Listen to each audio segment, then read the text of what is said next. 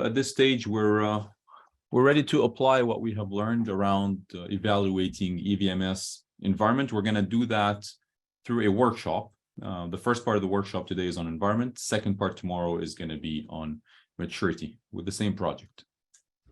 So the information that we are given, it's a project, $550 million construction project. It's a scientific facility in Greenland. It's got four primary scopes: demolition, water tank and upgrades, outside plant infrastructure, including a new airfield, and then core facilities, including a new building, large building. A lot more detail is shown in that PDF as well. The project started in September 2021 and is expected to end late 2027. Okay, so we're looking at about 6+ years or so. And currently we are at 90% design complete. So that gives you roughly where we are in the project, the type of project. There's a lot more in that handout, but this will get us started.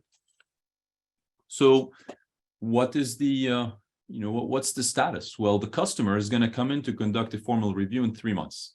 So you were asked to conduct your internal review now so that you can get ready and identify some facts and figure out where we stand ahead of that customer visit so that we can prepare accordingly. Your focus today on an environment. So you've already assessed 24 of the 27 factors. You only have 3 factors left. These are the ones we're going to work on today. Keep in mind, typically, you're going to be assessing these in order. So you won't leave like 1A till the end, right? Or 2A till the end. Usually we're doing these in order. For the purposes of today's workshop, we've done 24 of these 27. There's 3 that are left. We'll talk about them here in just a minute. You know a few different details about your EVMS environment for this project because you've been working in this project. You know the team, you know the culture. So generally, the few points, contractor has committed some resources to do this, but leadership doesn't always act proactively to provide support. You have an SME for EVMS, and involving them is improving the implementation of this process. So you're getting some folks to help. However, the customer doesn't exactly have the experience for large projects using EVMS. So you got some issues with that.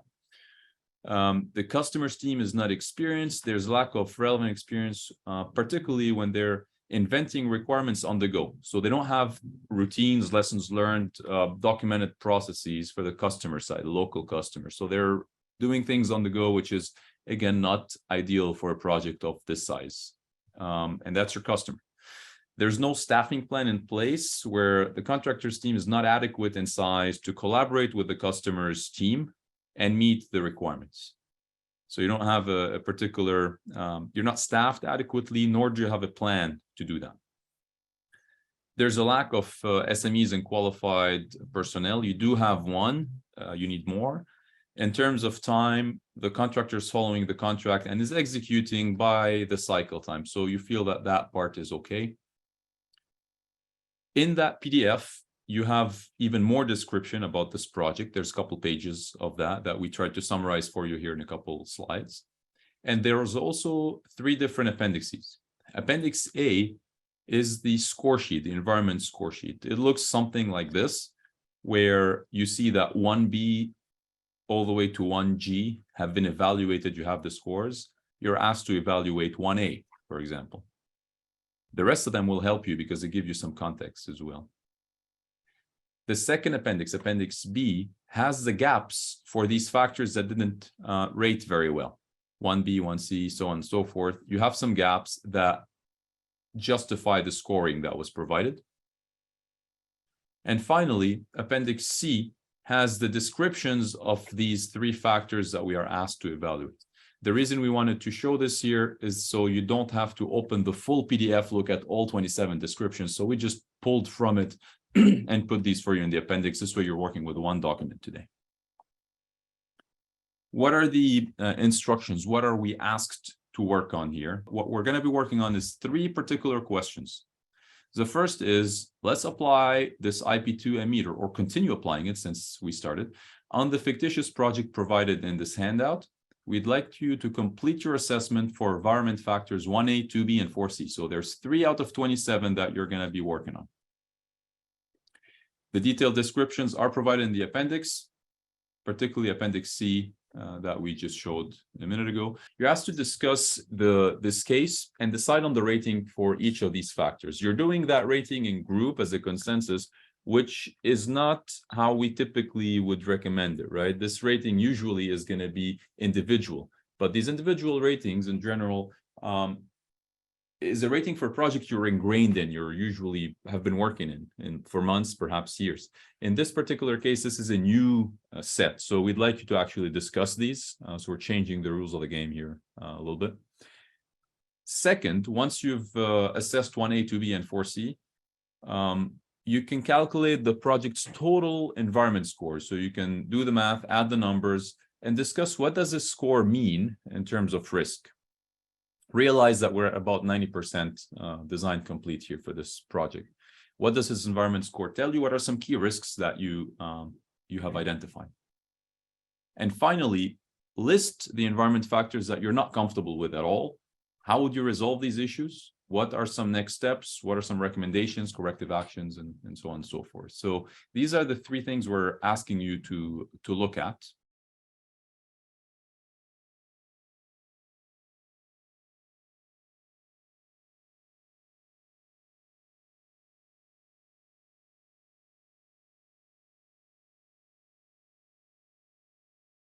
All right, so hope everybody had a chance to have some good discussion. I heard some good discussion when I popped in. So we're going to get going with this. The way we're going to do this is really kind of and if we'll go to the next slide, Munir. We had 3 components here. The first one was really looking at 1A, 2B, and 4C. And so what we're going to do is I'm just going to ask one of the teams to give us what they felt like with 1A. And then I'll ask the other teams to tell us where we are. So if we want to go to that particular part, Munir's got the software running right here. And so we're doing this. We're in the environment piece. It's in progress. And so the first element that we were going to look at really was 1A, right? And so we've actually had others fill this out. So, as we said, we'd like to do this anonymously. And so let's ask, does any team want to actually take the lead here? What did you, team number, I guess, breakout room number 1, what did you feel like for this one in terms of what you had seen and where you were? I guess I'll jump in there if we were group 1. So we rated 1A needs improvement. Okay. So, to kind of the basis for that, when we read through the 2-page overview, there's a lack of EVMS, SMEs, and qualified personnel on both the contractor and customer sides. There doesn't appear to be a staffing plan in place for the contractor's team. It doesn't appear adequate in size to collaborate with the customer's team. And honestly, then we looked at the other culture ratings within that area, right? Within 1. Yeah. So good. And so we came up with needs improvement. Super. Yeah, I think that's good. Munir, can you click on show details just to show you a little bit about the software? If you wanted to see what those mean, you can pop on that, and then you can hide those if you want to get away from them. So we came up with a score of 2 here, lack of qualified personnel, no staffing plan. You can fill in all of that as you go. Certainly, it would be an individual thing. So anytime you give it a 3, 2, or 1, you need to put some information in there. All right. So anything from the other teams? Any other team had a different opinion of this and wants to talk through it? Anybody? Well, Ed, I'll just say I'm not the lead for our team, but we were a little nicer, which seems to just be a proven thing on his record. I just want to throw that out there. So how nicer were you? No, we said meet some. So you gave it a 3. Okay. Yeah, we gave it a 3. Just in looking at the first few bullets, it says that they do have committed resources, but then it says leadership has not, acted proactively in terms of support. So, we thought they kind of met, like it says, met some, but still need some assistance. Okay. All right. That's fair. And certainly if we were doing this individually, you could put yours in like that as well. So what about the other teams? Where were you? Were you a 2 or 3 or? I don't know what team we are, but I was going to add on the word proactively is what sold me on what the team wanted to vote on. Yeah. And that doesn't mean that they don't have leadership support. It just means that they are not on top of it every day. Yeah. So you guys, I think, what did you guys choose on this one? Oh, same as the answer 39 meets some because. Okay. So you gave it a 3. Okay, good. Yeah. And then what about the other team? There's one more team. That's us. We came to consensus that it needs improvement. And we thought this was a pretty serious one, especially with leadership not Okay. being proactive. Everything starts at the top, and there's little hope for the rest to happen without them being on board. So this is Yeah. what formed the culture, and we thought it wasn't there. Okay, super. So we had a couple of teams do it a 2 and a couple of teams do it a 3. You know, there's no real answer here, but you know, when we look down below here, you'll see we've had 7 participants. The average was 3.43. So there were some that even felt like that this was going better than the rest of you guys. So you guys were a little harsh here, but that's okay as we move forward. So why don't we move on to the And next one, Manir? This team too, we also did a 3 as well. Okay. All right. So let's go on to the next question that we had, which was, you know, again, we're doing this a little bit out of order, but it just gives you an idea. This one is actually, I think the next one that we had was 2B, right? Yep. So we go to 2B, customer team is experienced in understanding and using EVM results. So we need to go to 2B. Oops. So if you go. There's, by the way, there's functionality that is not currently here that's being worked on over the next quarter or so, which will allow us to easily navigate between one and the other. I think I got to review answers here to be able to go there now. Yeah, Here we go go. to 2 and it'd be 2B. All right, so again, let's kind of go around and tell us where you think we are. So if we go down here to the rating, just chime in. What do you think? Team 1, team 2, which one? Yes, team 1 will go again. So maybe we're still on the grumpy side of things, but we gave it a 2 for needs improvement.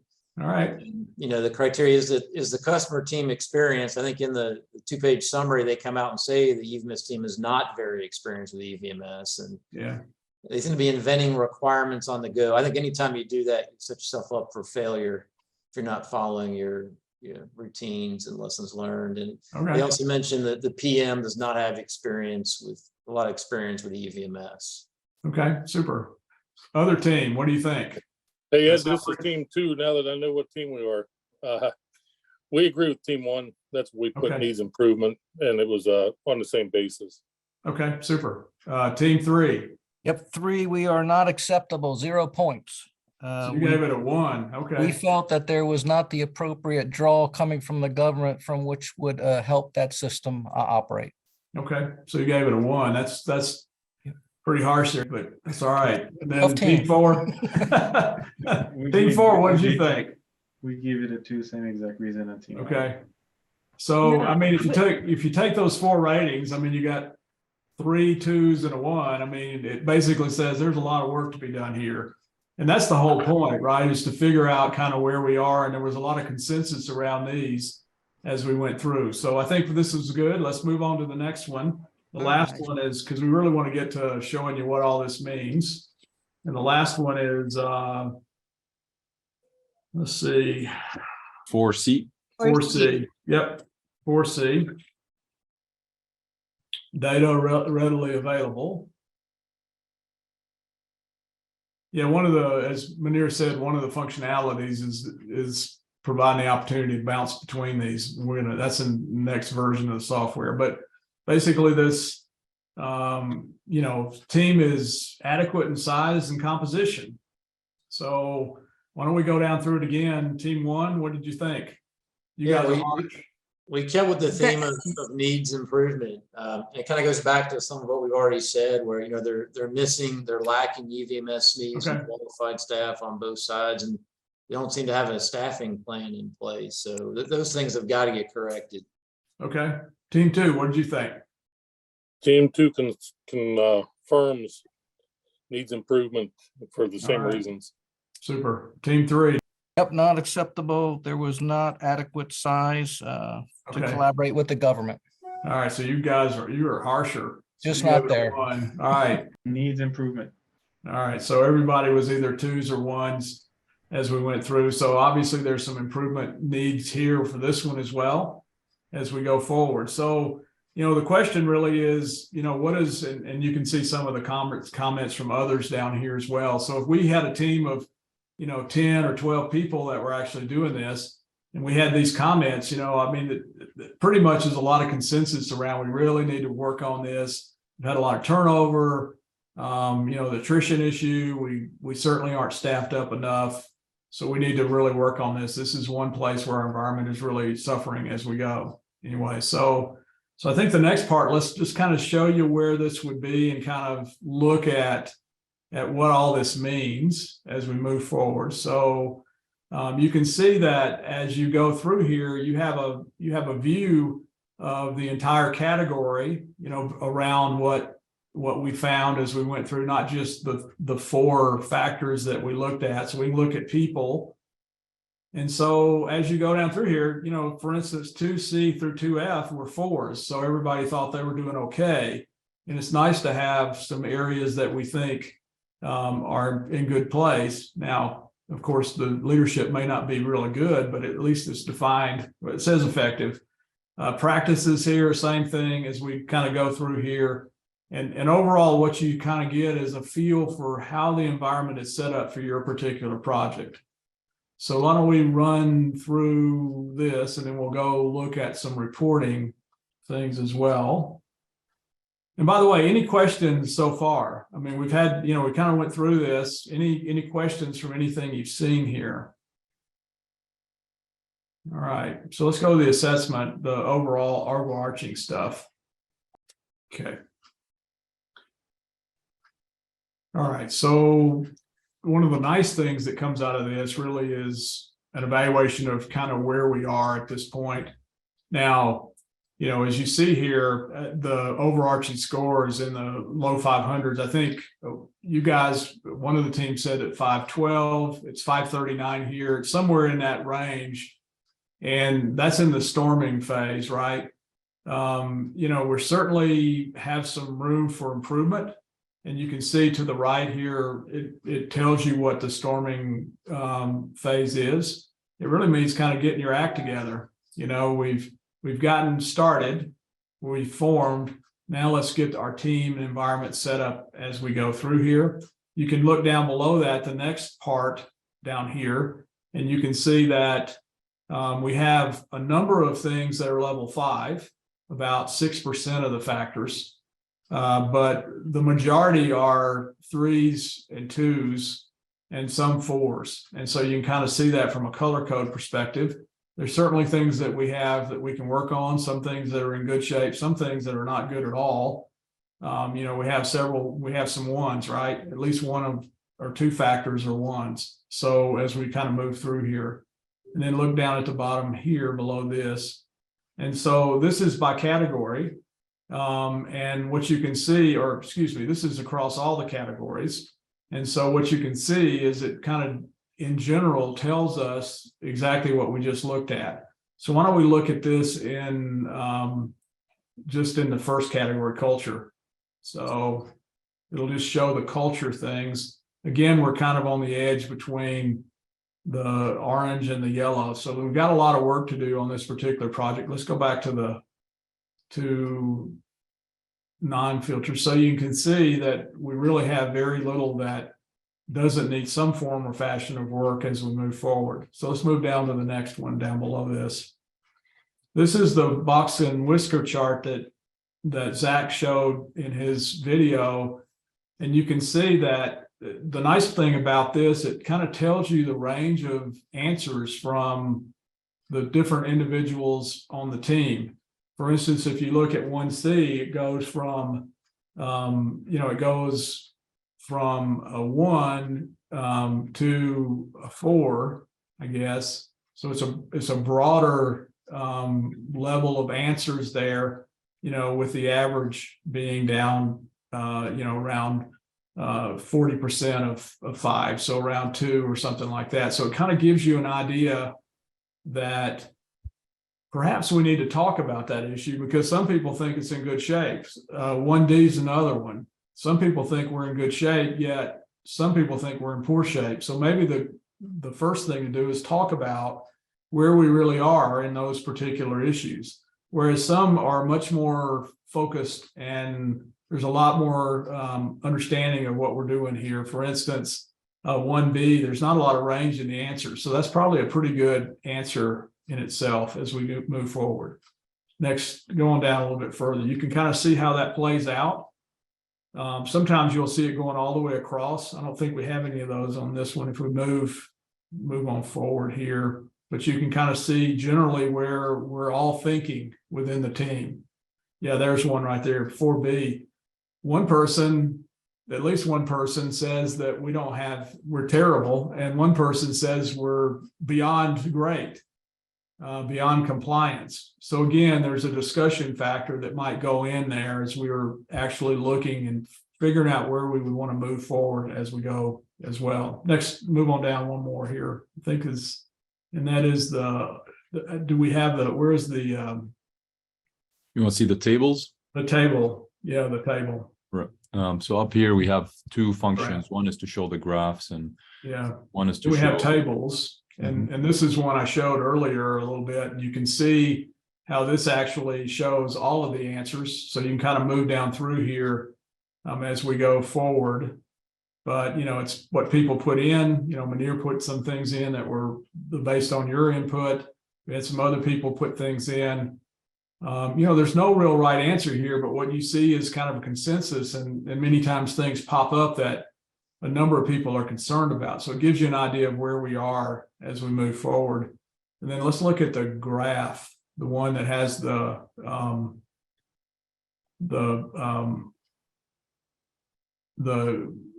Maturity. graph. Yeah, the overall. And so I'm not really sure where the maturity score came from here, but certainly if we took a look at this, we would say that we've got some room for improvement, right? And you'll see that what we found in our research is if you're in the orange zone, which means you've got an environment maturity score of above 500 but below 700, the projects that we looked at on average had 48% cost growth. And that was at 20% completion of those projects.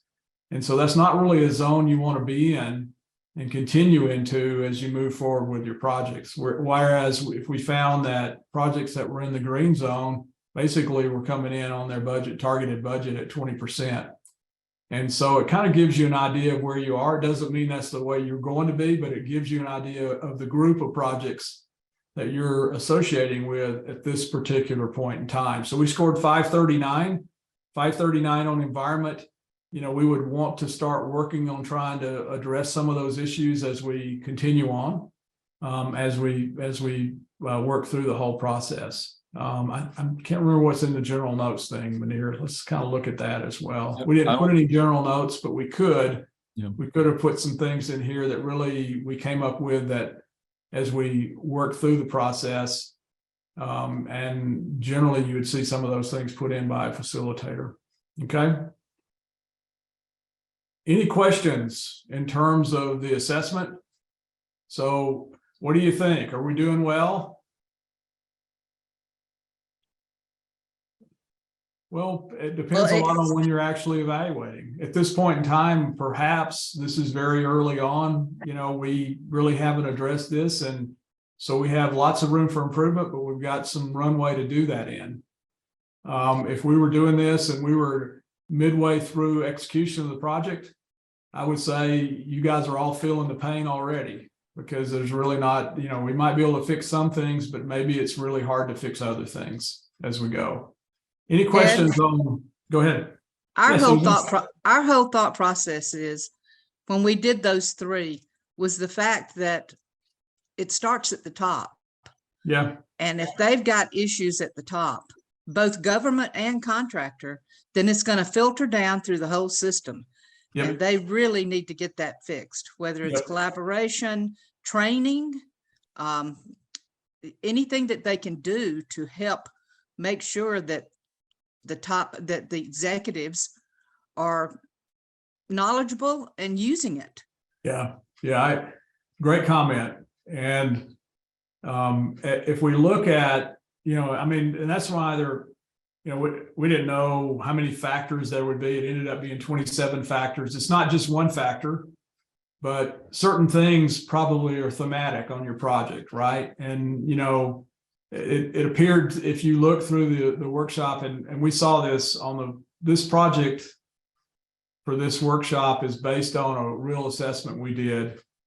And, there was a lot of these same things were evident in that particular project. I think METRR, that project scored about 515 or something like that. Yep. And, it had a lot of issues on both sides. The self-governance wasn't there. And, they were trying to figure out where they should go. And a lot of those would take leadership. And you're exactly right. If you don't have it at the top, it's going to be really tough. But on the other side, if leaders see this and say, there's some issues here, I can do something about resourcing. I can do something about training. I can do something about making sure that we have an effective system in place. I can do something about making sure that we prop up and get the right experience. And as long as you understand where your problems are, then you can sometimes work around them, but many times you can strengthen those as you go forward. Indeed, a great comment, and the results are very visual for a leader to be able to look at and say, hey, this is where we're scoring. These are particular things that the various teams have identified that perhaps need more resources or more time or more people, and so on and so forth. So it can be used to improve decision-making around that integrated project management. At this time, I believe we are a couple minutes away from the end of our time together. So I'm going to take us to the last couple of slides, Ed, if that's okay. Yep, that's great. So I think we accomplished today's learning objectives. You got a feel for the IP2M meter. A little bit about its performance implications. We'll talk more tomorrow on that. You got to see the environment component. Tomorrow, we're going to actually work on the maturity component, and you got a chance to do a little participation.